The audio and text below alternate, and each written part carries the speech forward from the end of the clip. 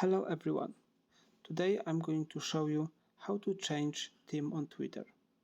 As you can see, right now my Twitter has a white theme. It is not very good for eyes, especially at night. So how to change it?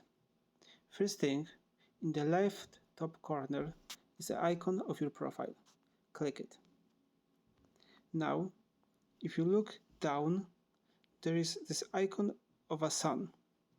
When you click it, this shows up. Now, you have many options here. First option is off, which means your Twitter will be in a white color. If you change it to on, as you can see, Twitter is now in black mode.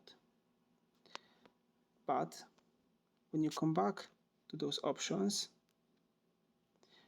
on the bottom you can see lights out and dim. When you click dim, as I already did, the theme is not completely dark, but somehow bluish color. Another option here is use device settings.